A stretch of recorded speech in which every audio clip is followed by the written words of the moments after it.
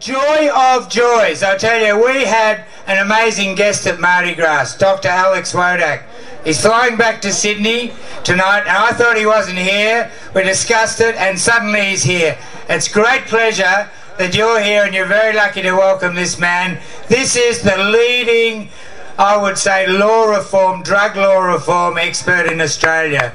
Thanks very much, Dr. Wodak, for coming to make us hippies look all right.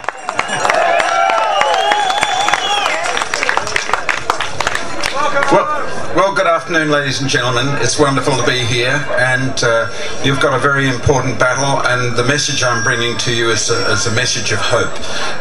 It's a message that's based on what we all know happened in this country, in our national capital, on February the 13th, when Australia finally, through our Prime Minister, apologised to the original owners of this land.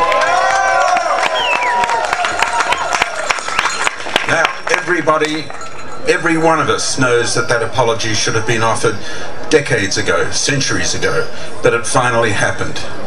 Just last week, we had our own Attorney General, Federal Attorney General, standing up and saying that 100 acts of Parliament that discriminated against our gay and lesbian brothers and sisters were going to be modified to remove the discrimination against them.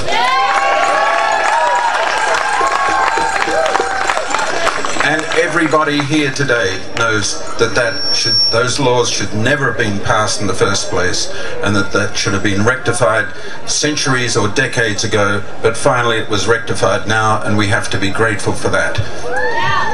And I say to you too that the crazy laws that we have today are also about drugs, are also going to be modified. They are being modified.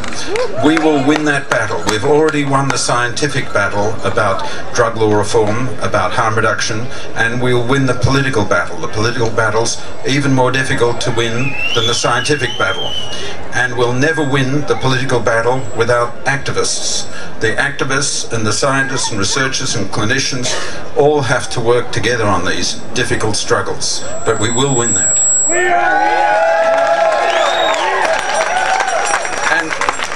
And I'll tell you why we will win that. A few simple reasons.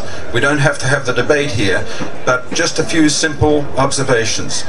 Everybody knows that nobody should be punished for putting substances into their own body.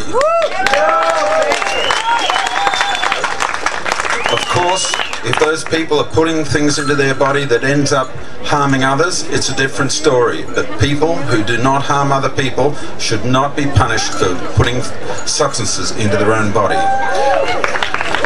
The second reason we're going to win this battle is because punishing people for putting things into their own body costs a lot of money, achieves bugger all, and also causes a lot of problems we do not want to have, like police corruption.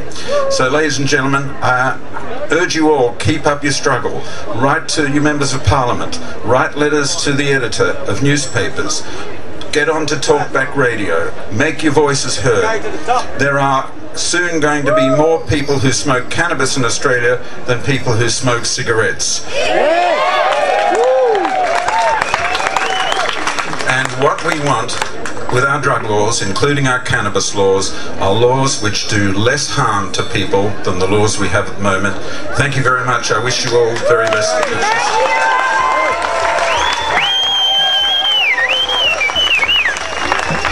Dr. Alex Wodak, I should...